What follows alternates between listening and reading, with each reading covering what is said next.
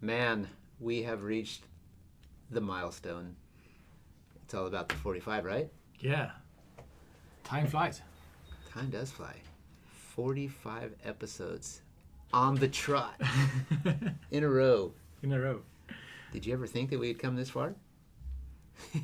I don't know, actually. I mean, 45, it's actually 45 weeks. We talked about this before, and it's hard to say that it has been 45 weeks. It's nuts. And like you said, we talked about it before. We've actually met once a week, or at least had a podcast once a week for 45 weeks solid so far. Yeah. And it's pretty cool. It is. Now it's 145 next time. That's right. That's the next milestone, right? It's just going to get bigger and bigger all the time. Yeah. Dang. I hope we're still talking to each other by then. I hope so. I hope we have something to talk about. That's true. That's maybe the hardest thing. For sure. We're just laying in a hammock with a beer and be quiet for a while. And it would probably be a Colt 45 beer. I don't know if you know what that is. No. We have a beer in the U.S. called Colt 45. It's an old one. So of course. Next time. Maybe We'll try that one. Maybe it'll be a real 45. Yeah.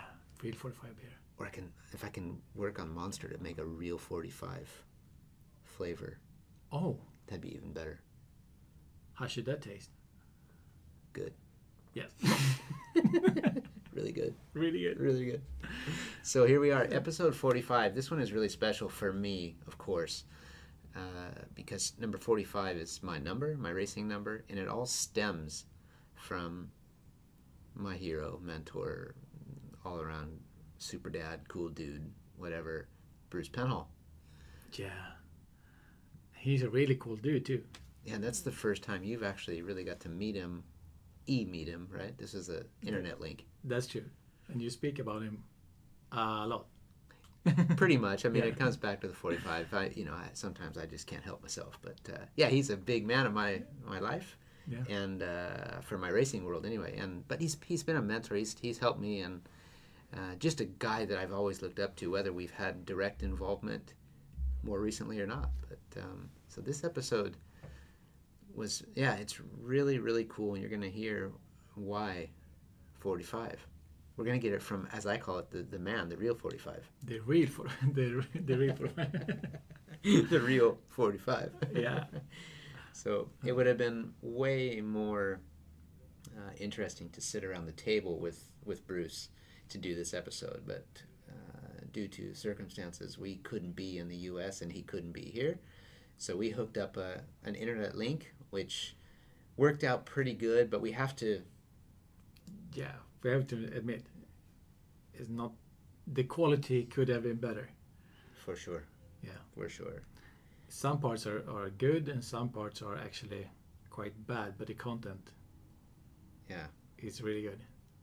The content is there, and we could have re-recorded it, but to catch Bruce and to catch the situation, the moment, the way we caught it, now you would never catch it again in the same manner.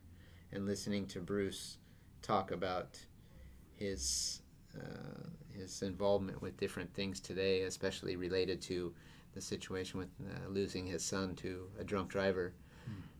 That part, sadly, we got a little bit of interference over the internet line, but we can't not put this out. So please accept our apologies for the connection, but we hope that you get the most of the content and feel the true feelings that we got from Bruce and the whole story. Yeah, and here it comes. Listen in. Here it goes with the flow.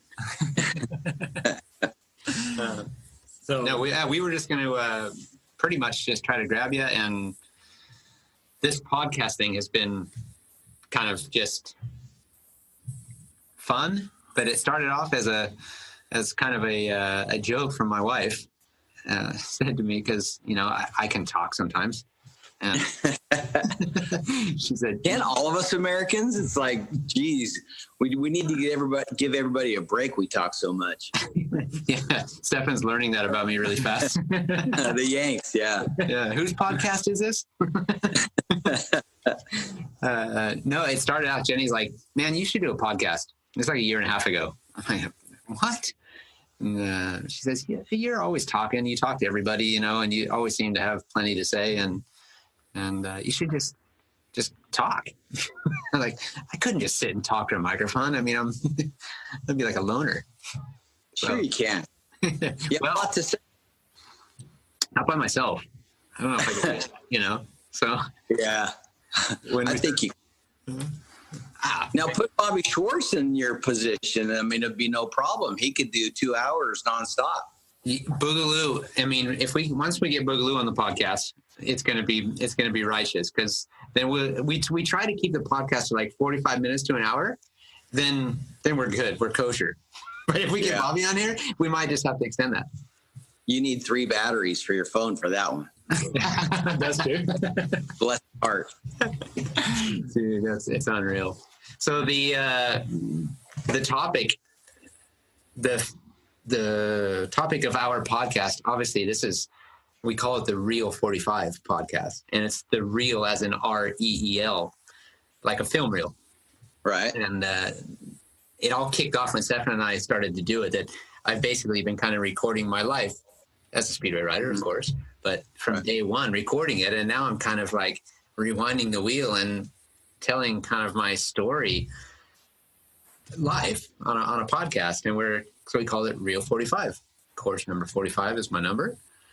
And I got the number because I had a hero, that it had the number. You said 0? Yeah. Well, there's a 0 in hero. I mean, but no, it's a little more than that. So the 45th episode of the Real 45 podcast. Is that today right now? That's what we're doing now. Yes. Oh, badass. That's very cool. Very cool. It worked out. And we've been talking and making like jokes about what's going to happen on the 45th episode when we first started this. What about the 45th episode? And the other day I said to Stefan, I'm like, Bruce Penhall, we should have Bruce. He's the real 45 for me, I always wanted to be number 45, and Josh Larson had it as a kid before I got it. I remember daggers and all that stuff. That's my number. You got my number. So, and eventually I ended up getting the 45 because you always follow, if you can, for whatever reason, everybody's got their favorite number. So, dude, you're the reason why I took 45.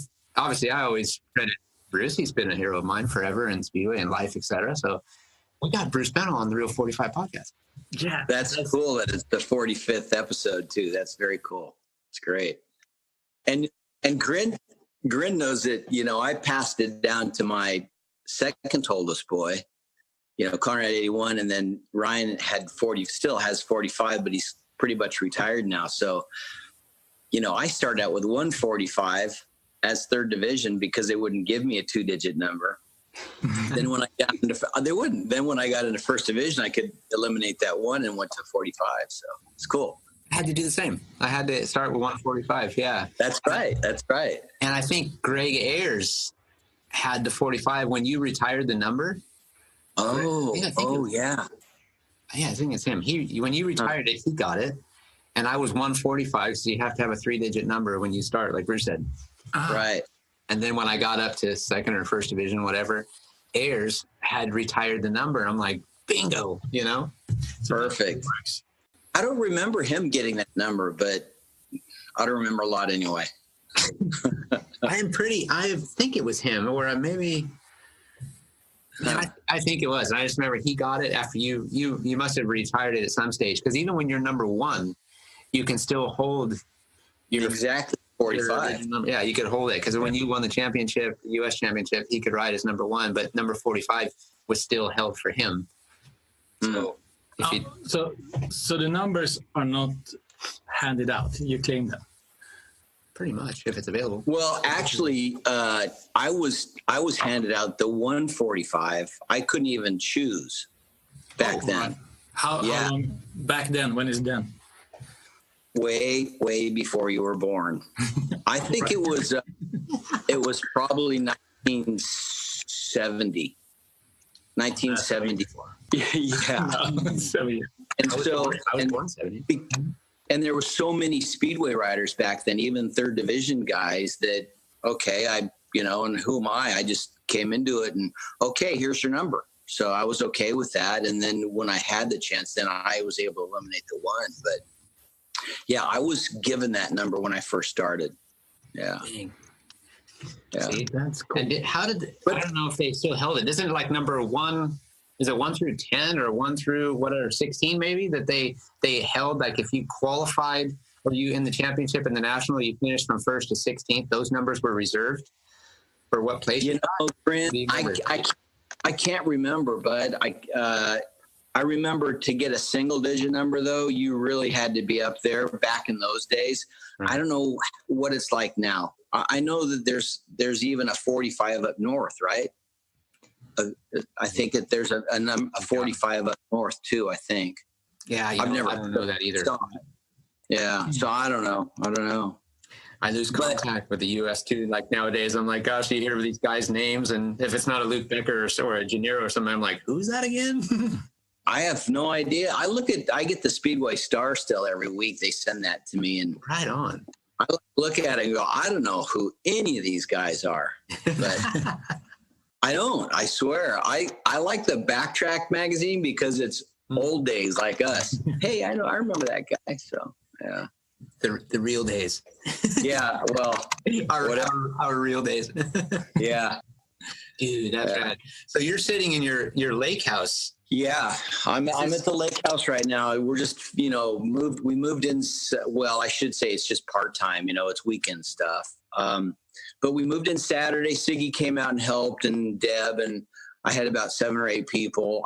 We remodeled the whole inside, and it's been a nightmare because even though it's only an hour and a half away from the house, I made a bunch of trips out here to meet with contractors, and we're just kind of finishing things up and touching up and mounting a few things yesterday and today. But it's badass. It's just like a little 1.5 mile lake out here, and it's quiet. There's no bars or anything. I like quiet now. So does Lori, and I don't like a bunch of idiots on jet skis going crazy and boats, man. It scares the crap out of me. I just like quiet. That's what this place is. Yeah. So it's like your weekend retreat or whatever you want now too. Can you see the lake behind me? I can see a little bit. I can see a tree. There you go. Oh, it's kind of hard. Reflection in the window. Yeah, it's out the window. I couldn't go outside. It's a little breezy, and you said to, keep it kind of quiet because it's a little bit breezy, and I think it would have really come back on the phone. You would have heard it. So that's. But I'd rather be out there drinking a cocktail or a cup of coffee. Exactly right. Yeah, you got time. Is it hot? Oh shit! It's like yesterday was 110 out here. Oh my gosh. Oh, it's warm. It's just 8 miles outside of Barstow. It's called Yermo. Yeah, and there's like 20 of these man-made lakes all around this area. So it's man-made lakes. Looking for a while, but found this place and just remodeled the whole thing. So yeah. That's right. Do you have a boat out there, or do you got a ski or anything? I just got a new boat too. Yeah. Nice. Oh. Yeah. Yeah. That's great. It's great. Stefan's got a pretty cool summer house on a little island out here off the coast here in Sweden. It's we went out there the other day, and he's got a little boat out there too. You can rip around. So it's our weekend retreat at his place. That I saw some pictures that you had on Instagram, and I just remember Sweden it's just nothing but hundreds of lakes. I mean, this is like ghetto compared to Swedish lakes, but it's no, I loved Sweden, man. It was just, I just never got to spend a lot of time there. We'd be there only about maybe 3 times a year, but God, I love that place. Denmark too, I'll keep that quiet, Stefan, because it is Denmark. I know how the Swedes and the Danes are. Yeah. He gets rambunctious too, man. It's really easy to fire him up. Yeah. Starts breaking shit. The real Viking comes out in him. Right. What can we go back a little bit and talk about obviously the 45? Everybody knows you from Speedway World, but dude, you grew up in Newport Beach, and why Speedway? Why not something else? You've probably been asked this question 100 times, but I'm like, yeah, I don't even know if I've ever asked you this question. Back in those days, I grew up at the Wedge in Balboa, literally on the other side of the ferry from where you grew up. And I was on the beachfront, and, it's not until we're older, how much we realize how great we really had it as kids, right? We take advantage of that a little bit, especially me at 61. I'm going, man, I couldn't even get close to affording a place on the beach like I did when I was a kid, right? Those houses down there are $15-20 million. But my dad was a big time racer. He raced boats, he raced a little bit of motorcycles, and then his later years he was huge into airplane racing. So, you know, I dug riding motorcycles. Even when I was in Anaheim growing up, I would ride around the block on my Honda Mini Trail 50, and I dug it. And then my dad and Tony Segalis, Dennis's dad, sponsored Rick Woods back in 1972. Oh, really? So that's what kind of got me into Speedway. We used to go there on a Friday night. Back then it was Friday night, and watch Rick, and you know, he was like one of my idols, and same with Mike Bast, you know, even though Mike Bast was considered the bad guy back then, and Rick and Danny Becker were the guys, you know, which they were. All right. And Wild Bill and the rest of them. And so I went, and I just really kind of fell in love with it. Dennis and I, Ed Schaefer, who used to sponsor Rick Speedway Research, built some little minis that were chainsaw motors. Okay. They were literally McCullough chainsaw motors, and those effing things were a handful. They were so crazy, and they were really flimsy, and the frames would crack, but they were a lot of fun. And we had a little private track at Dennis's dad's office, right behind his office, right in Orange. Of course, now it's all built. But so we just started doing circles there. And I remember riding home from school on my bicycle. I would slide my bicycle on the boardwalk because it had a little bit of sand on it all the way home.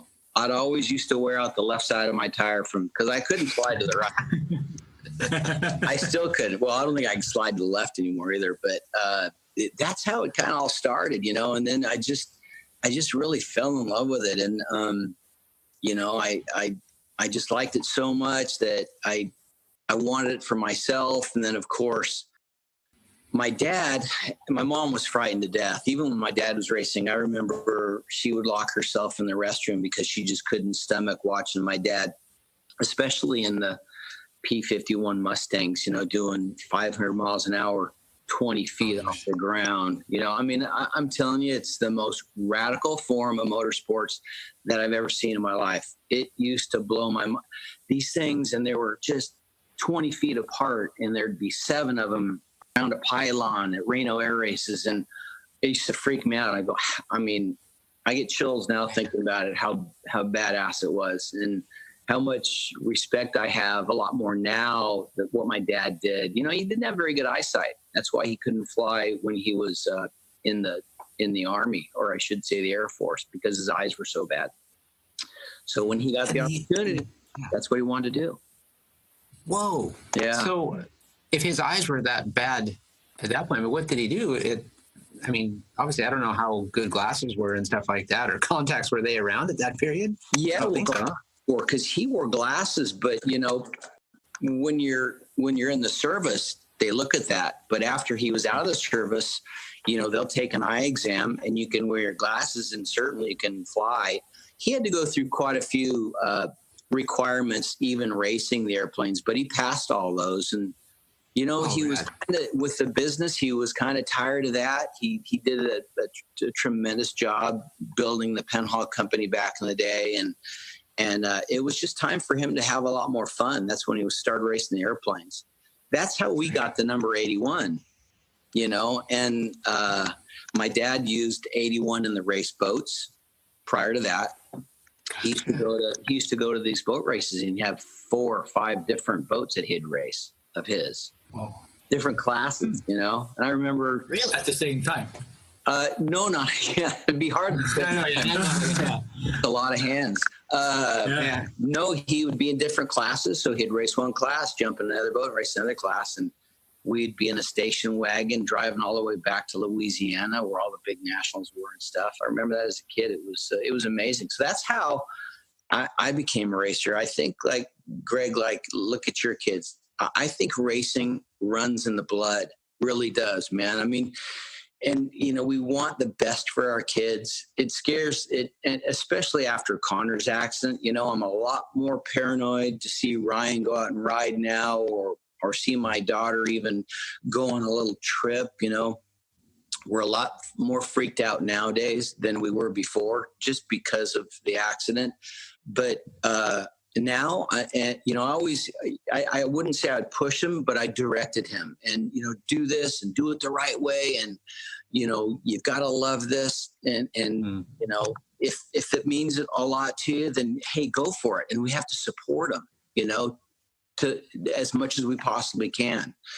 And that was with my dad to some degree, but he really wanted me to get involved with business. He says, race, have fun with it, but that's as far as you should really go with it. So there's a pretty good story to it, but I just fell in love with it and I wanted to do it. And it was about heart. How much do you really want to do it?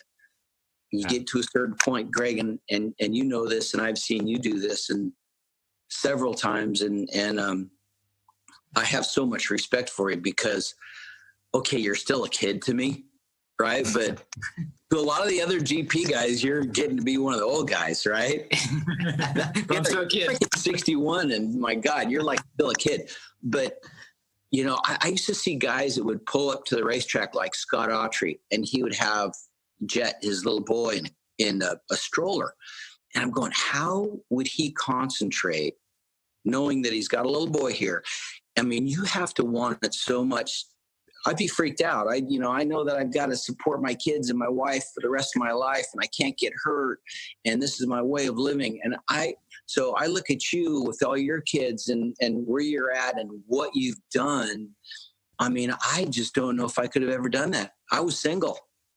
I mean, I had a good time being single while I was doing it. Don't get me wrong. I had a lot of fun. All right. But I have so much respect for guys like yourself and a lot of these other racers that have families and they still fight on, and the risk is high, and, you know, you want it so much and so bad. And if it doesn't happen, it's like, man, I got to make this better next week. So, yeah, I have a great deal of respect. How do you handle you have a business your own? Yes. Now, how do you handle the kids with the business? Do you want them to start in the business too, or do you want them to, as your dad did? You know, I want, Ryan's going to take over my position here. That's kind of why we have this our lake house. Man, I'm getting burnt out, and I'm feeling good, and the business is going great. And now that Ryan's retired from racing Baja, it's really helped me out a lot because he's a lot more dedicated, and he's concentrating a lot more on work. Which is great. And that's what I want. And that's what he wants. Sometimes I wonder if he really wants it, you know, that's what we do. Right. But, he's doing a really good job now that the whole racing thing has kind of been put aside. How old is Ryan now? 35. 35 now. So Ryan, I mean, he's 32. Devin's 35. Oh, gotcha. Okay. So 32, and I mean, he just stopped racing Baja. Baja's the desert race and stuff that they. I don't know how much Stefan knows about some of this, but I mean, his kid Ryan is an absolute animal on a motorcycle. Oh, like really good. But it's just from all the video stuff that I've seen. I've seen him race a couple of times out in the day in the dirt stuff and the video stuff that he puts out, and I just like, man, you know. Sometimes he's not scared. Oh, hey, sometimes with the crap he puts on like Instagram and stuff, I go, oh my God, is that really my son? I mean, this political thing, like really, like you're going to change, you know, but you do the best you can to direct them, and they still have their own opinion, whatever. So sorry I didn't mean to go that direction, but yeah, he was great. The problem with Baja was, he'd be gone for a month to pre-run, you know? And prior to that, he had to ride so much just to be prepared for Baja, and Baja is so dangerous, and it's out in the middle of nowhere. And so, yeah, it's he did a good job, but it's time to get back to work now for him. So the Baja is like 1,000 miles, 1,600 Ks. Oh, 600. Yeah. 116. 116. Yeah. So it's like, dude, it's major, and it's brutal. But how many times did he do that?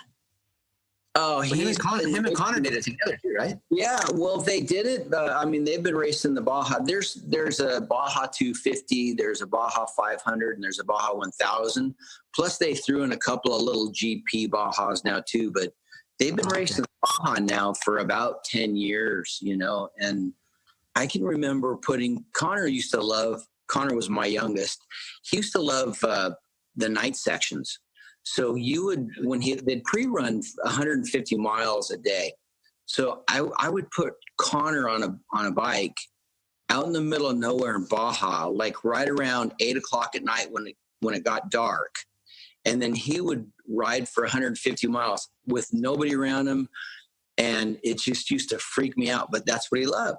You know, and we kind of knew that the section particularly would take, you know, maybe 2 hours, and it'd get to a fuel section. We'd fill them up and keep going.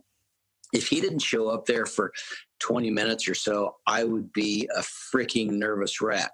And then all of a sudden you see a light come out in the middle of nowhere, and it's like, dude. And the first thing you do when he pulls up, you look to see, does he have any dirt on him? Did he crash? Is he okay?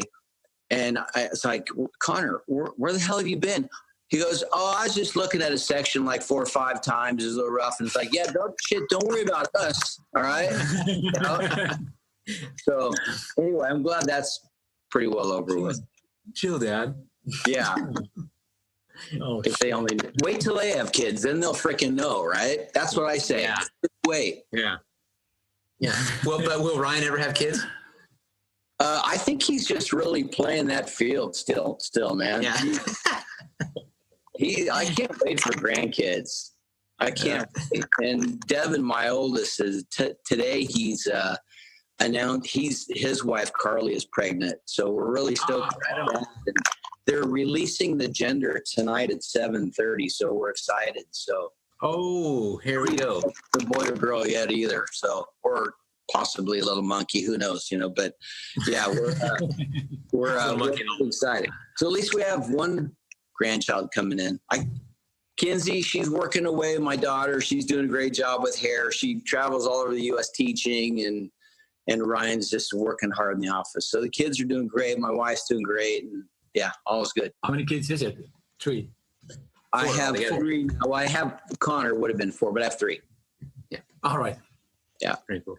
Mackenzie, she's teaching too? I don't know about that. Teaches. Oh yeah. She's went through extensive classes about 5 years ago. So she travels across to Texas every 2 weeks. She's out of the state teaching hair color stuff and all that. So yeah, she's done really well. And then she's back in her salon, 5 days a week. She's doing really well. Really well. Is she still down in, is it Newport or Costa Mesa? She was where she was last time, I think.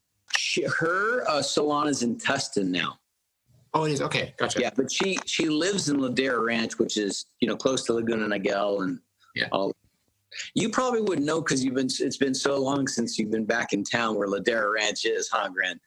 You know what? Actually, I know exactly where Ladera Ranch is, and believe it or not, it's only because probably a large majority of my wife's Swedish friends live in Ladera Ranch. Oh, really? Yes. There's a lot of them. That scares me because they might live next to Mackenzie, and she can sometimes have a little bit too much fun now and then, Well, I mean, a Swedish, you could have a little Swedish in the family. There's nothing wrong with that. Exactly.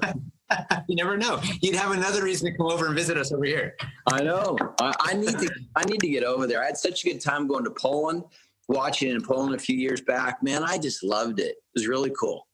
It's obviously you saw Poland back in the day too, right? So if if we go back to your career and in Speedway, growing up around Costa Mesa and all the local Southern California, Irwindale and San Bernardino and all those, and then going to Europe. I mean, what a change! Wow, huh? I mean, I was there when it was behind the Iron Curtain, and when I flew into Poland, I this isn't Poland. There's actually freaking buildings here. And, no, I'm serious. There wasn't any buildings back in those days. I mean, it was so drab, and, it's just the way it was. I loved seeing the way the growth of it and how westernized it was, and I haven't seen Denmark or Sweden. I mean, England hasn't changed a lot. I don't think it ever will, but it was, I just kind of had a layover in London anyway, but right. I miss those days, miss them a lot. England, like today, even I had the better part of sort of 14 years in England on the go there at one time. And even for me to go back to England now, like a lot of things don't change at all, but it just got more busy, right? It got more people, it's got more roads. I can't even, when I drive through Tamworth, it wasn't far from where you guys were in Sutton originally. Like, I have a hard time to find my way around. It's just really? There's just more roads and there's more things going on. Like I say, it's more buildings and more like that. But when you get to the Speedway world and all that stuff, it's just like some of those places are still as they were back in the day. But you get the more modern stadiums now, like Manchester, Bellevue. They've built a really nice, cool place, and a few of them have really upgraded. But when you look at Poland and even in Sweden too, some of the venues that they've refurbished, it's impressive, man. Poland's insane. Yeah. Back in the early 80s, the motorways in England were a nightmare, and I mean, I can imagine what it's like now. And of course, back in those days, there was quite a few motorways, but it was all side streets. I remember getting to King's Lynn, and, it was sometimes just a nightmare. It'd take hours to get to a meeting. And then, of course, you'd get there and be rained out and drive another 7 hours back home, Oh, too bad. It's rained out. Hit the chippy. Of course. Fish and chips, mate. Fish and chips twice. And you had like McDonald's. Was it this? You guys had McDonald's in London? Yeah, but right? our biggest deal was, I remember White City, and was Hard Rock. That was right. Hard. Oh yeah. Hard Rock was badass, and because it had real burgers for us. And I can remember, and Stefan wouldn't know this, but when we won the World Team Cup, I remember taking pictures with Kelly Moran and the whole team with Johnny Carson. He was at the Hard Rock there, and he let us come and take pictures with him. Johnny Carson was a big talk show host here, and he's passed away since. But we would make a point to go to the Hard Rock after White City because it was so close, or even Wimbledon. Because it's so close, because we could eat some westernized food. There was a McDonald's in London too, but it was like 45 minutes out of the way, and we used to drive it. It was worth it. Gosh, I remember those stories. I remember Lance telling me stories too, and Bobby, of course, driving down to London to get McDonald's, or then they had a Taco Bell for a really short period. That might have been after. That was probably after you had finished. Yeah, I don't remember Taco Bell. I would have loved it. Oh yeah, dude, it was there for it only lasted for a short time, and then it was gone. But I think it was even there when I first came over, and then it disappeared. We got our when I'd come home quite a bit to race the small tracks, maybe 5 times a year. But Siggy was in Ipswich. He was close to the Marine base over there, and he had a buddy, so he was able to get all the taco ingredients all the time. So we'd always have parties when we'd meet up, and he had the taco food because we didn't see it very much in England. We loved it. That's right. The air base there, not far from it. I don't remember the name of it now. Yeah, they used to go. All the guys used to go and try to go on base and buy food from the store or whatever. Down in Ippy. Yeah. Yeah, that's sweet. Yeah. But going, did you have a question? Yeah. Did you know each other when you were smaller, or did you first meet each other in England? Oh no, little Grin was not even up to my knees when I met Grin. Oh, of course, yeah. It was a grasshopper. His dad was he's such a good guy, and he loved Speedway, and of course everybody loved, Uncle Bill. Everybody called him Uncle Bill. That's Greg's dad. That, he was in the Speedway, and Greg was a little tyke, and, he wanted to ride, and, he always, and it's true, he always had a grin on his face. I don't know if he crashed or if he didn't have a good race on his minis, on the juniors, they used to call them minis way back when they moved up to the junior speedway. And Stepped it up. Greg was, and I'm a short guy, and Greg was really not even up to my waist. So I've known Greg since he was probably about 4 years old. Yeah. You know, Bobby Schwartz hung out a lot with Uncle Bill too. Uncle Bill used to help Boogaloo. He helped everybody.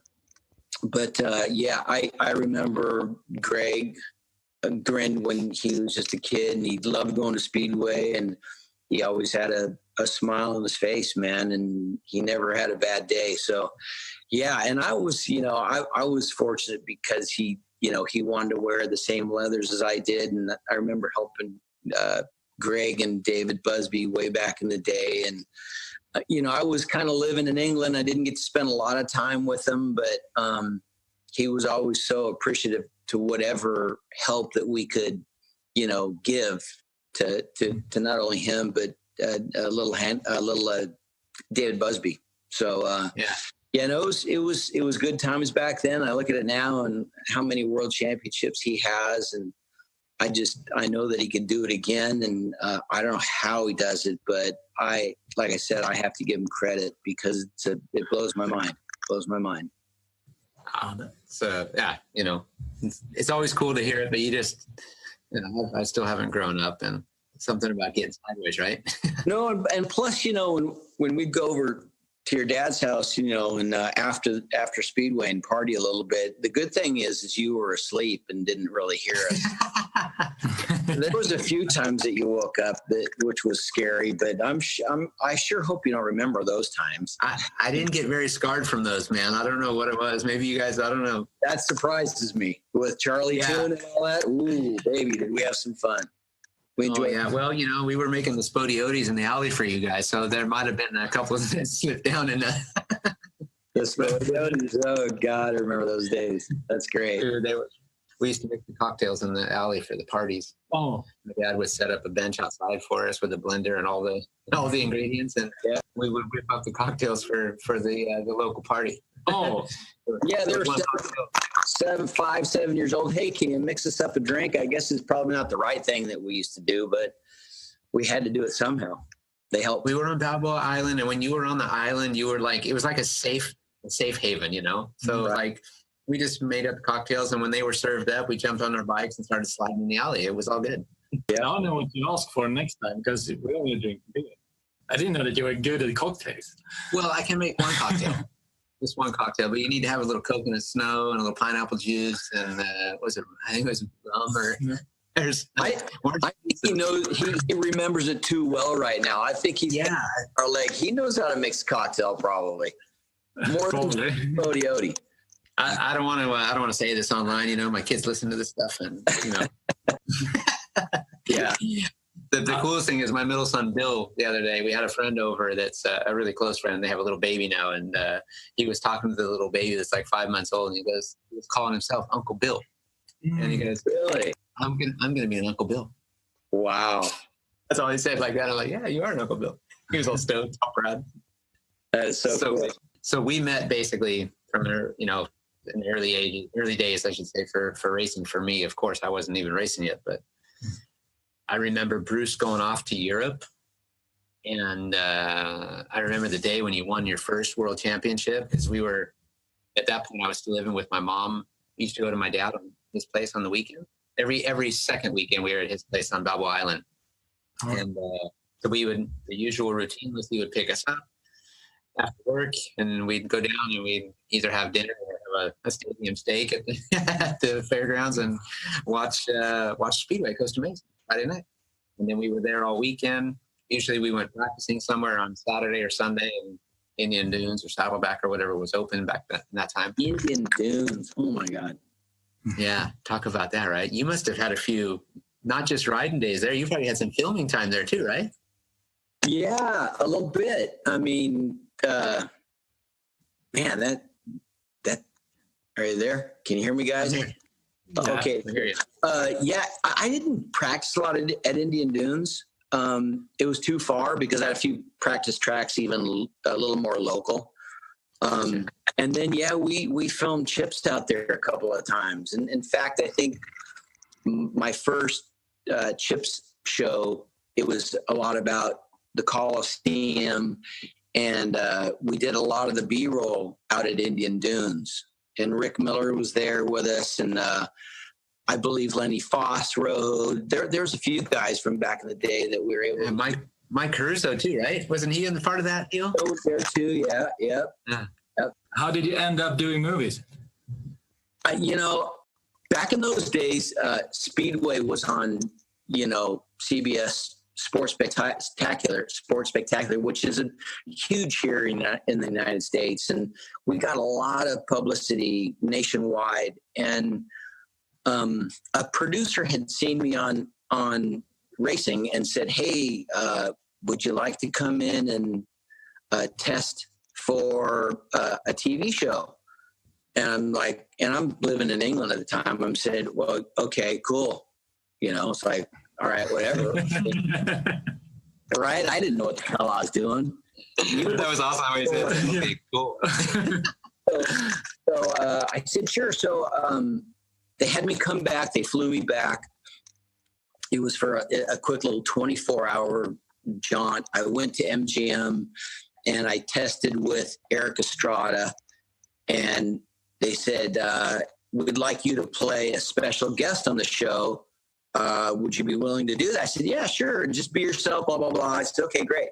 So I got a call 2 weeks later from my manager back at the time, and he said, hey, they want you to possibly play as Ponch's sidekick because John was gone, as his younger brother, as a regular. I said, all right, cool. I'm not an actor. So anyway, to make a long story short, I lived in Birmingham, not far from Sutton Coldfield in Birmingham, and I used to drive to London when I could because I was racing so much. 150 nights out of the year is as much as we'd raced back in those days. Really? I didn't know that much. Oh yeah, I'd go 30 nights in a row and have maybe 2 nights off. Mondays were kind of the only odd night. And plus, the weekends were always Germany for us, long track or grass track. But so I'd have to make the drive into London, which is a long ways for me at that time. It was 2 hours, and I had to get with an acting coach just to try to frickin' memorize lines. I'm not like I knew how to act, right? I'm a racer.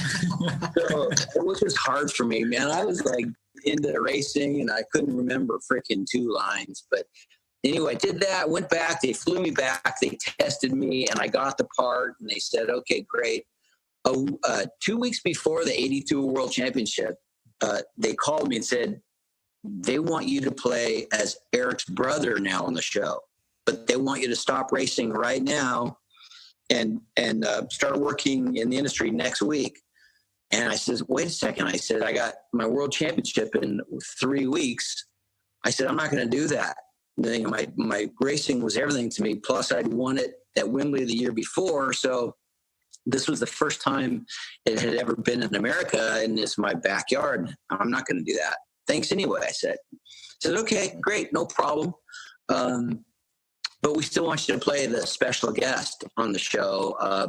I said, great, okay. So like a week before the championship, they signed me up and said, okay, we're going to film the 82 World Final. You're going to actually win it.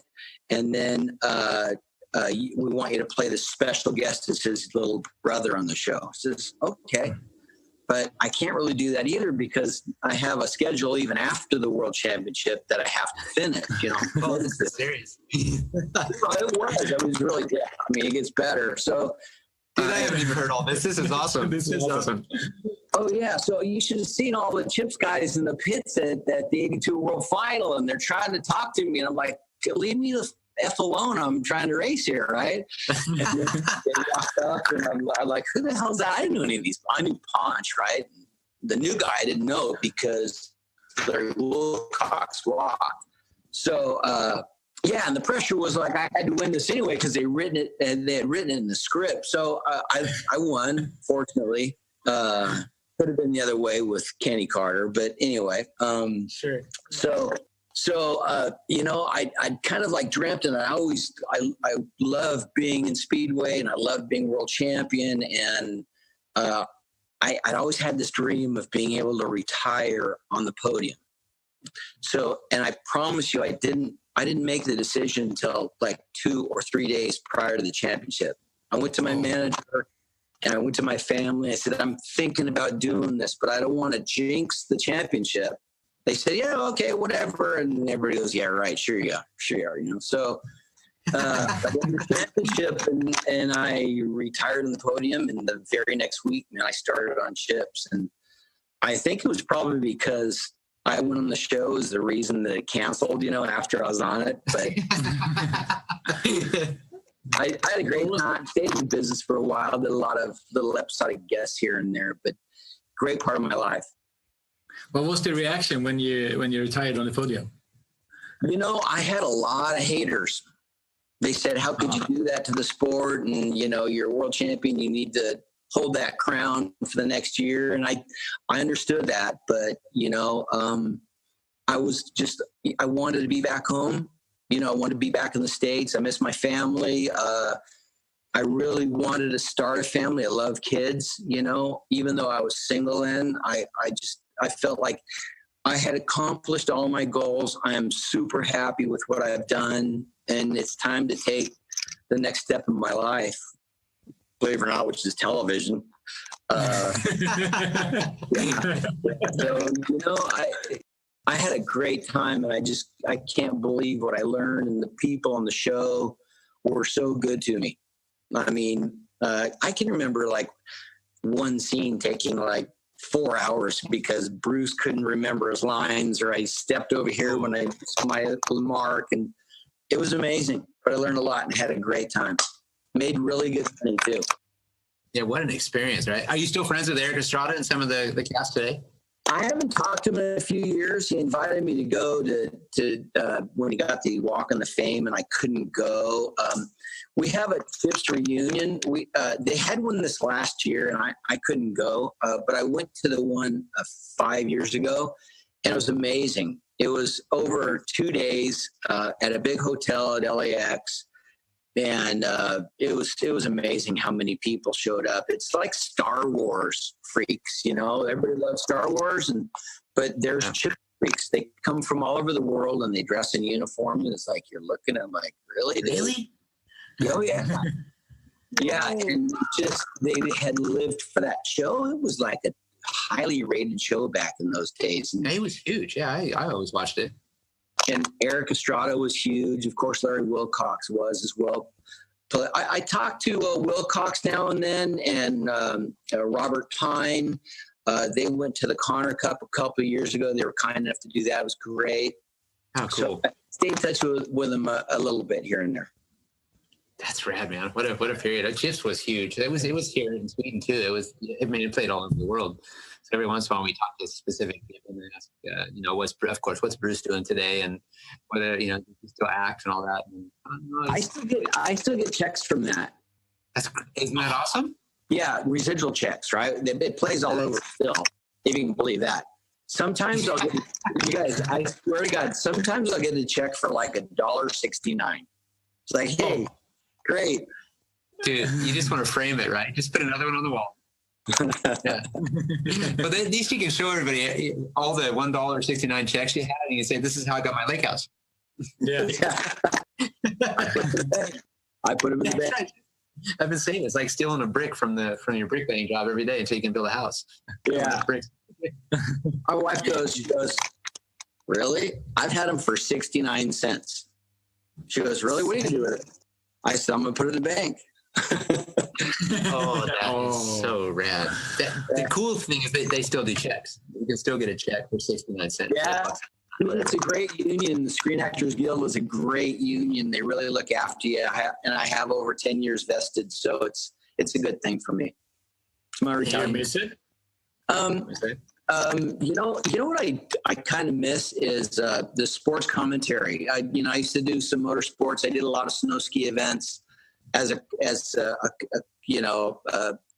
like an anchor, or I should say, a co-host. I used to love doing that. It didn't take up a lot of time. When I shot like 7 or 8 low budget films. Okay, low budget, like borderline X-rated. Oh yeah. I think what happens is Hey, what was the name of those? Oh, do or die. And I think the reason I quit doing those too is because they just weren't into short subjects, I guess. But I had a blast doing those. I used to fly to Hawaii and I'd be there for a month shooting a film, and I'd work maybe 2 days a week. Bring the family over there, and it was really cool. We when I first started, there was a lot of playmates. Playboy's done now, but there was a lot of playmates in the shows. And when I'd go into makeup, wow. Wow. It's like, I can't watch this. Yeah. Oh, they walk around topless, and it's like, oh my God, I'm getting paid for this, I used to say. Yeah, I'm getting paid. I need some more makeup. Can you please? We got makeup. I know we're not shooting or anything, but maybe I need some makeup. Yeah. Speedway, the commentary, and filmmaking, that is kind of a public thing to do that people knows you about and stuff like that. Now I'm in construction, right? Yeah, they're now construction too, and then now you're making money. See, the cool thing with Stefan, like he doesn't know as much about the sport. He obviously doesn't know as much about you, so he's got more like real questions. He wants to get to know you, so this is pretty rad. I don't know if you want to know. Yeah, I think I want to know. He wants to know why it's reel 45. Yeah. What's really on that reel? How is it to just? I don't know if you do this kind of thing still, but when you stop doing things like that, for me, it would be a kick to be in the public or, getting known as that. And then you're starting to work as a constructor in an office, but you miss the kicks or. Oh, like the adrenaline and the. Yeah. Uh-huh. Well, when I got out of Speedway, I missed it. And I think because your ego, you're used to signing autographs and around people all the time. And I love the fans. I really did. And Greg's the same way. He'll give the fans every minute of his time if he can. And I missed that a little bit. I actually, what I missed more than anything was winning races and competition. So that was tough for me because I ended it one day. And I never raced again after that. I did a couple of exhibitions, but I didn't race anymore. So that was the hardest thing. Like I said before, racing 150 nights out of the year to stopping it and, having all the accolades and the people and the money. During the time. With TV, it was a lot more popular nationwide for us or worldwide. And I started kind of not liking that I was, because I really enjoy my private life now. I'm not a big social media guy. I like Instagram because I like looking at pictures, but I don't do it really well. I don't do the tweeter thing or Twitter or whatever. Steph and I like my private life. I love being married and my kids. It's their turn, and business is really good. I have a lot of employees, which takes a lot of time. So when I'm away from that, I just need to breathe. So there's a lot of pressure. And Grin can tell you this as world champion, you have to live up to the highest expectation that anyone would ever even freaking know. And in our lifetime, being a world champion, the percentage is so minimal. And so guys like Greg and Ole Olsen, Ivan Major, Tony Rickardson, all these guys, they know what it's like to become world champion and to live up to that expectation. You have this big old target on your back 24/7. You do one thing wrong and they'll beat your ass to death. And sometimes you deserve it. Okay. There's a lot of those world champions that couldn't handle that, but it's tough to when you are a world champion, to be that world champion and to be a great person, not only a racer, but a person for the sport that you're representing day in and day out. It's cool. I think that's the first time I actually heard someone say that. Yeah. No, but for me, Troy Lee always tells me too, you surround yourself with specific people, and he's always said I try to surround myself with good people and people that are smarter than me and things like that and whatever. But as a kid, looking up to someone like Bruce, like everything he just outlined, for me, I'm looking at him and just going like, he was the guy that never said no to an autograph. Oh. There's guys out there that are some are better than others, right? But I always remember the guys that said no or didn't have the time for you. And I remember saying, like, you go home with your tail between your legs thinking, oh man, I didn't get his autograph. He wouldn't speak to me. And I always have this crazy vision in my head as a kid, like, man, what a letdown. I'm so bummed. But then a guy like him always stopped. It didn't matter. It just a second, you just take that breath to give you that autograph. And that kid goes away, like me or whatever, goes away.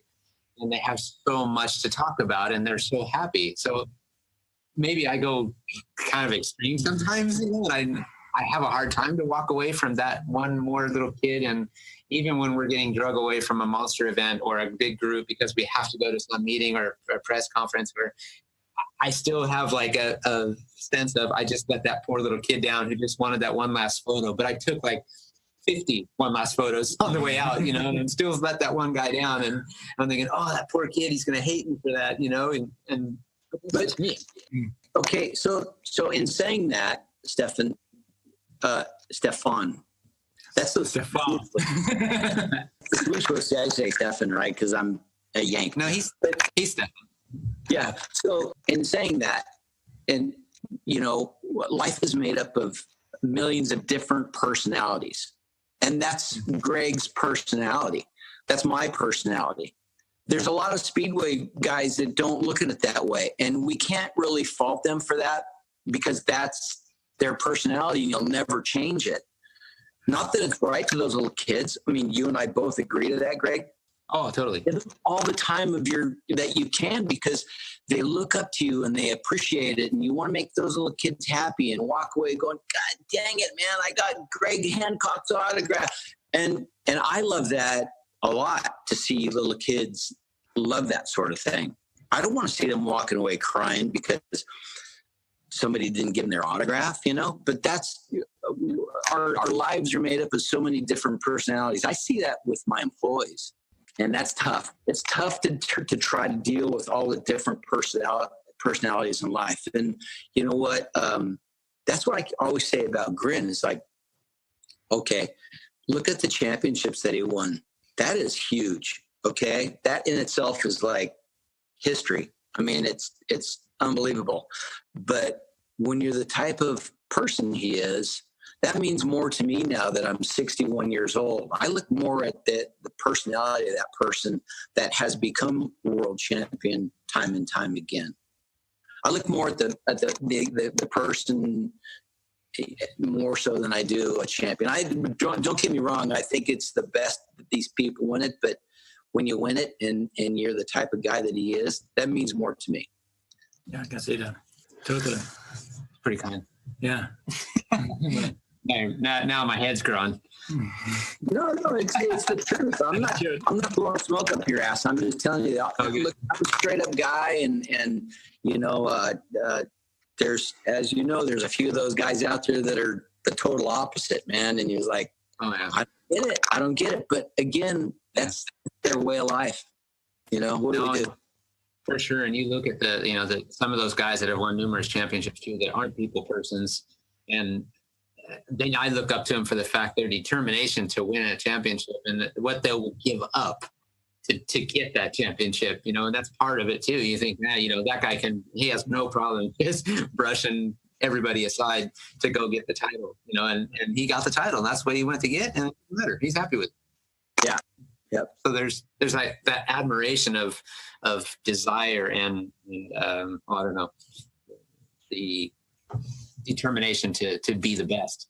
Everyone's got a different way to look at it. Can you still hear us?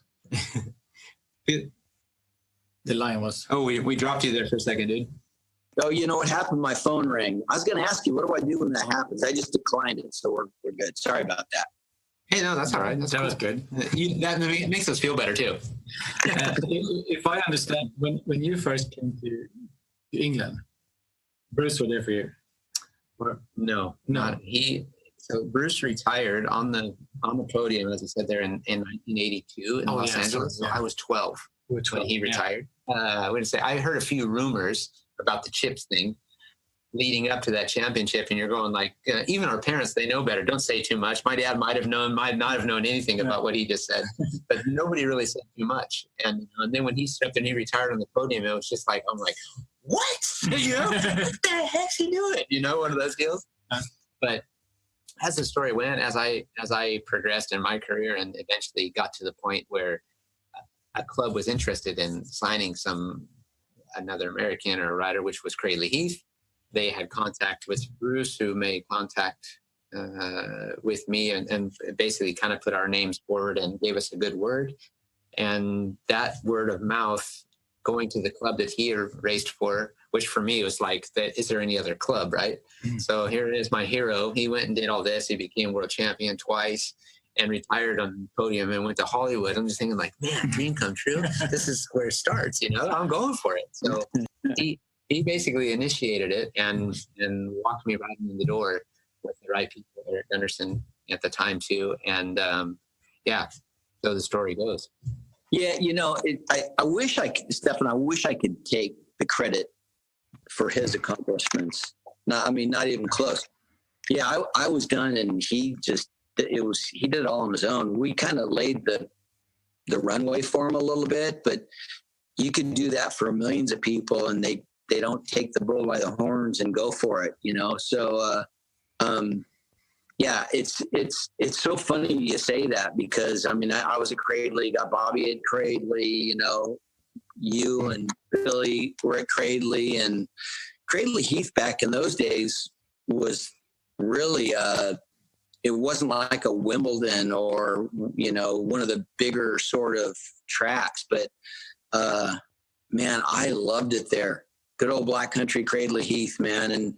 So it was really cool for me to see that Greg and Billy Hamill went to Cradley, man. It really was. And unfortunately that track's no longer, and I can't believe it, but it's just the growth of population, and they're kicking tracks out everywhere. It's the truth. And you know what? If you haven't heard, I did a recent podcast with Eric in the recent weeks, and you probably haven't had a chance to hear it, but if you get a chance, you should listen to it, because he spends a lot of that time talking about Cradley and all this stuff, and the things you start to go, it's pretty funny, and it's quite funny in a very inspiring way, because he talks about everything, how he got his accent and talking English and all that stuff, and he talks a lot about the time with you, and the most cool part about it is he talks about the World Team Cup in 1985. When they came over to Long Beach, oh my God, getting locked in the changing rooms, and it's that's how we started off the conversation. It was hilarious. I'll tell you what, Eric, I love that kid. I'm sorry to say kid, but he's young. When he came to Cradley, he was really Christian Pracebro. The late Christian Pracebro was really the guy that brought him to Cradley, and Eric was kind of following him, and I was fortunate enough to help Eric out the best I could. He was amazing as a racer. Don't get me wrong, he was really good, but to see him away from the track, oh my God, I laughed my ass off to this day. And he had such a strong Black Country accent, that it's like it's this little Dane talking Black Country. We just laughed our asses off, and we'd have a fun few times even away from the tracks, and Helly was there with him, and Eric in sort of a mode you wouldn't expect him to see. But you know what? We all live life, and that's what life is all about. Live it to the best you can. Just remember, you have a job to do the next day, and you have to go do that. And all fun aside, then it's time to focus. But I had some amazing times with Gunda the Wunda. I love that guy. I loved Helly. You know, they're good people. Unfortunately, I don't hear or see any of those people anymore, which is unfortunate. Peter Collins, you know, I talk to Phil once in a while, but I miss all those people. I really do. Eric was with us from day one until I left. And, you know, even with his accident, you know, he's still an amazing guy. You know, the story he told about one of his first trips to LA and coming to your place, and told some stories. And we're talking, Stefan couldn't be with me because I interviewed him at his place in Denmark a few weeks back. And we were talking. I was setting up the computer, getting everything ready to go while we were talking. He started telling stories about his first trip over there. And I'm like, I'm so glad I'm not recording this right now. This is Oh, yeah. Some of the stuff that they did and where they went and how it all portrayed, you know. And I was like, and then suddenly I was like, then I hit play before when I knew he was finished with that part of the story, and then we elaborated on the rest. It was so entertaining, you know. And Hella sitting across the table with him, just going, "He was so crazy." You know who else experienced the same was Michael Lee. However, Michael never recovered from that. No, right? Gotcha. Yeah, it's a lesson for everybody. Yeah. I would say that Kelly Moran was the guy that influenced them all too. Kelly was the main guy. Yeah. We all were. So I'm not blaming Kelly. There's no blame because we enjoyed it, man. And this is our way of enjoying life from time to time. Kelly's the bomb, dude. I mean, that whole period, I was so lucky, as we talked about, and Steph, you know, he's learning more and more about the Speedway world as we go. But all the people that, for me to grow up in the company of yourself and Bobby and Don Cook and Siggy and all these guys, I mean, the Moran brothers, they were always around my dad's place, you know, at some point. Or we were fortunate to be in that area of Balboa, which was an assembly point for numerous reasons. And wouldn't you want to be in that area, right? I mean, oh my gosh, yeah, absolutely. And every time I run into Jim Busby Sr. walking around Balboa Island, if I still run into him here and there, and he's like, I'm like, ain't you still in the same place? He's like, best place in the world. Why would I ever leave? Yeah. Yeah. You know, I mean, is there anything else, you know, north of the 405? Exactly. I love it. No, those are some good times, man. But it's some great times. We were pretty young back then, and you know that's kind of what frightened us all was, well, we hope he picks up on the really good things that we're trying to show him on the track, not the fun we're having off the track, you know? You know, the best part is, I mean, I remember a lot of parties, and I remember a lot of good times, and I remember falling asleep in the booth in El Ranchito, and, you know, being a kid, and the party continued, right? So we, my sister and I would be nope, we lost you. My sister and I would be asleep in the table booth there, so that the party could finish up. And I don't remember even. We weren't that far from home, but still, from El Ranchito on the peninsula there, we still had to get back to Balboa Island before the ferry shut. Otherwise, you had to go around. So, yeah. The question is to my dad someday. I haven't even had Dad on the podcast yet, but someday, Uncle Bill, I'm going to say, how did we get home? You know, we must have. That's a good idea. Were we in a wagon or something? Yeah. Did we have a boat? No, I think at 9 or 10, you were probably driving home. Driving up. Good enough. That's why you learned how to drive at a very young age. Yeah. No, I was, you know, some of the stories, and I remember Cookie separating his shoulder or something, trying to jump down the hill off Coast Highway. They're pedaling back to the island because they missed a ferry. So it was, pretty good times. But good times. You know, we learned a lot, and it was probably the best school I think ever. You know, because we were lucky, and all you had to do is take it all in, and you know. Yeah, well, the good thing is like I just said, you learned the good things, and some of those fun things didn't really sink in too much for you. Well, Dad threatened me enough, you know, if I did all of those fun things too much, you know, I wouldn't be riding Speedway. So fortunately I want him to ride. But, you know, my nickname is Grin, and Grin actually came from a guy who worked very close with Bruce and was involved with the Speedway, a guy named Spike. And he nicknamed me Grin back in the day. And when I was pretty young, And, that's what Bruce always just said. I know we say things to him and he just nods his head and grins. And that's what it's like. Just kind of saying, he goes, I think your name's Grin. We're just going to call him Rick. All he ever does is grin. We don't really know if he's listening, but he just grins. Yeah. And he did. He always had the grin on his face. Yeah, Spike. His last name was Fraunfelter. And Fraunfelter. What we used to say to him was the frowns when he felt her sort of thing. Oh, my God. Yeah. Oh, dude. That is cool. It's pretty cool. So the best part is, like, I never said a word then, and look at me now. I'm on a podcast. That happened With a grin. yeah. With a grin. I can smile and talk at the same time. Yeah. Right. Hey, dude, are you still involved in Speedway in any way? Or I don't have any involvement. I was helping a couple of kids for a while. That kind of ended. We have the Connor Cup once a year. In fact, Greg was our grand marshal.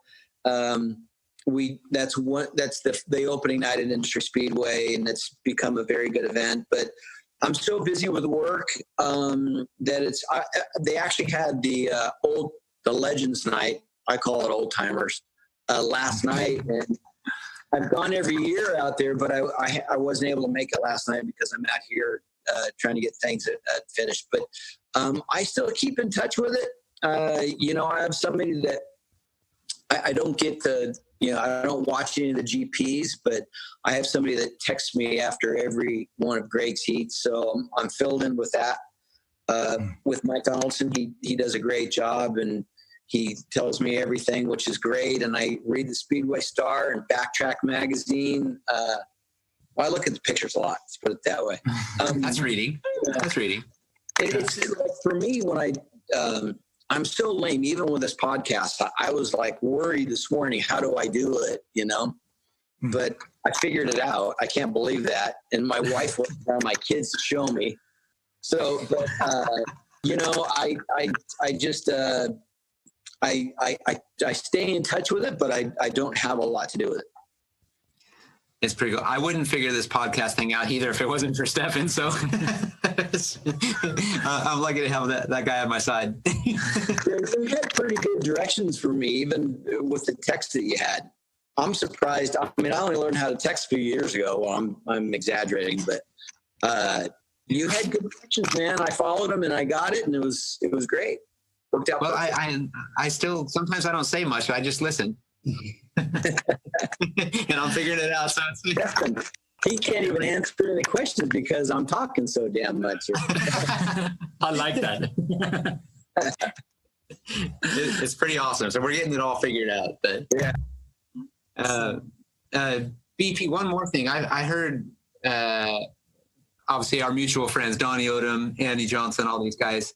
I know that you guys do a lot of mutual things together within business and what have you, but Donnie had mentioned that he had asked you to do some speaking for some clients or something at one of their gatherings, to be like a motivational speaker or a special guest to speak, something like that. Have you done that before? Yeah, quite a bit. I don't know about motivational. Me. Well, I mean, yeah, I speak at quite a few things, and what I'm really involved with now is what's called Drive for Life. It's a program that the Corona Police Department puts on, and it's a conference 4 times a year. They bring all these kids that had prior tickets. They can erase them by going through this. So anyway, it's all day long, and I go there and speak about drinking and driving. Because of the Connor thing. And, they show these gory videos all day long, and they scare the crap out of these kids into thinking that it's not right to drink and drive and not right to text and drive. And I'm huge with that. And I'll tell you, when they hear my story, because, their lives will change overnight. It means a lot more to them than just watching gory movies on their video. I mean, that's important, but when somebody experiences it and the way it's changed our families' lives, I hate going to them because, it kicks my ass. But I feel that I used to say if it helps one or two people, I've done my job. I've gotten a little greedy. I want it to help freaking hundreds of people now. And, it's just not acceptable. And I just want people to know what it takes, one stupid little mistake to drink and get behind the wheel and kill someone, that how it will change your life and a million other people, how it will change their lives. And they don't understand it until they hear it from the horse's mouth, and it has. This club that we belong to is effed up, man. It's really jacked. And I can't begin to tell you how much, we miss Connor. And, Sure. It's been 6 years, and it's gotten, what I say is gotten a little softer, not easier, but it's changed our entire lives, So anyway, I didn't mean to go there. It kicks my ass, but yeah, I want to try to, at least try to get to these kids, because it's not right to drink and drive. It's not right to text and drive. People talk about how many people's lives are lost now with guns. Yeah, they are. But we lose 10,000 lives a year from drinking and driving. 10,000 a year, just in the United States, And they talk about guns. We lost 200 last year. I mean, we do realize that. I mean, they don't. They all think that it's okay. It's not okay. Same thing. Don't get in a car with somebody that's been drinking and driving. So, I didn't mean to go that direction, guys, but it means a ton to us and our family. And like I said, if 2 or 5 or 20 people listen to this and don't do it, I've done my job. So that's kind of as far as my speaking engagements go. I do a lot of ones with Donnie Odom and Andy Johnson, because we have women in construction, and it's these are fulfilling for me. They're great. I enjoy them, and if I can share my experience, it's I've done my job. So I'm fortunate, and I'm so thankful, to have done what I've done in my life. I've also experienced the really, really bad side of life. With losing my parents, with losing Connor, and so I've got both sides of the story to sort of tell. So that's kind of what they like to. I don't know if they like to listen to it, but that's the story I tell. Yeah, and I haven't really elaborated too much for Steph too about losing both your parents and Siggy's mom too, right? In the plane crash, you guys were young. His parents died on the way back from a ski trip.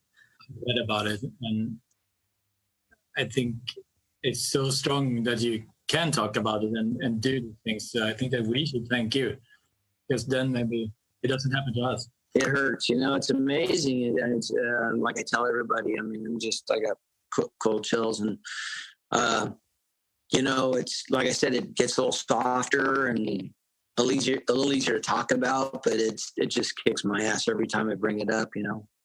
I mean, there's not a minute that goes by during the day that we're not thinking about Connor and our parents. And, my wife lost her mom and dad, about 5 or 6 years ago too. So we understand life, and that's going to happen. My parents were only 45 years old. I was 18 when that happened, but Connor was 21, and it's just not right to have one of your kids leave before you. It's tough. Yeah, absolutely. It's tough. Well, this story for us is, it's every time you and I talk about things like this, or this subject does come up for all the right reasons, not anything negative. It's always inspiring to hear that. And always, every time you pick up the phone when you're in the car, or you think about somebody, I would never drink and drive. And, I've been in the car with many that have, and it's a constant reminder. I'm around a few at the moment who got some issues that we're trying to, motivate to think wisely, but these kind of things are great. They name their company as Connor Construction, and all their equipment is painted in their black and green colors from their racing days. And, there's so much more to it. And Bruce has been he's been a world champion in boat racing too, with the number 81. And this Connor was number 81. So there's the whole story is rad. They could go on for hours talking about it, but Connor's an inspiration. He's an amazing kid, was an unbelievable kid, so different from his brother Ryan, yet they both had this crazy adrenaline rush. And I didn't really ever get a chance to know them really well, but when you saw them, you felt it didn't take long to get to know them, They're so easy going. So The strong man. I got goosebumps too. Shit. We're talking about 45 again, so we talked, I had 145, then went to 45. And then I turned, because Ryan was my oldest, second oldest, but Ryan was the oldest racing. So I gave him the 45. Well, my dad was 81. And then I had 81 on the boats and gave Connor the 81, so that's why I see 81. So it's like, how did Ryan get the 45? And well, of course, Greg really holds the number up to the highest standard.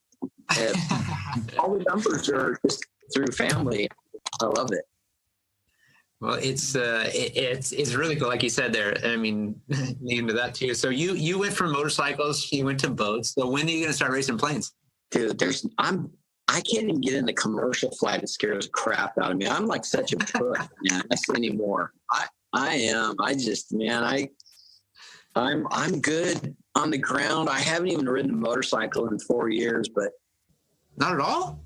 No, I brought mine out here because in the winter it's good riding around here. So I'm going to ride in the winter with Siggy and a few of the others. But I'm still involved with the company. I'm worried because perhaps maybe I have that stupid mentality that I can kind of go fast on a motorcycle, fall and get hurt or something, and I just can't. I can't be away from the office. So that's cool. You still got that thought in there. It's still there. That's a good thing. That's like not a good mentality at 61 years old. Let me tell you, because I'm a big puss, like I said. well, Troy, I went for a mountain bike ride with Troy before I came back this year, and he was so funny because he said the same. He's like, I started racing mountain bikes again. I started racing some motocross, but I didn't tell my wife after his bad crash, a couple years ago. And she's like, I saw you were racing again. Were you actually out racing again? So he had entered in a race and didn't tell her. Oh, and she got all bummed out. And he was like, well, I just realized, I love it so much. If I'm going to die, I might as well die doing something I like. Yeah, exactly. Yeah, I was like, oh my God. So It's classic. It's pretty funny. I kind of like my recliner chair, so I hope I don't die in my recliner chair. It's what I like to do. But that's different. Troy, he talked me into. I got the people here. So Troy Lee talked me into buying one of these badass electric bikes, and I bought one. God. I had it for a year, and it's badass, dude. I pass everybody. Well, when I ride it, and I feel like I'm cheating. I don't give a shit because I cheated, but it's brand new. Hey guys, I got a jam, man. They're all my construction people here. They want to start working. I apologize. Hey, party on. Thank you for the time. Thank you guys, Grin. Keep up the great work. I love what you're doing. I love you dearly, man. Thank you. Say hello to the family, okay? Will do, bro. We love you too. Thanks again for your time. Give everybody our hellos, and we'll see you when we see you. Thanks for having me on the Real 45. I love it. I don't talk a lot, but anyway. Thanks a lot, you guys. That's what we do. See you, dude. Yeah. Guys. Bye-bye. Thanks, Stefan. Thanks. Welcome to Real 45 with Stefan and Greg Hancock. We vibe out and have real talk, so tune in and check this out. Yeah, today is a new day. Let's seize it now and get hype. We talking about our careers, our family, and just life. Yeah, share my story with you. Inspiration like every day. Real 45, we gon' keep it live. I keep episodes on replay. Hey, Real 45. Yeah, Real 45. Show them how we do it, man. Yeah.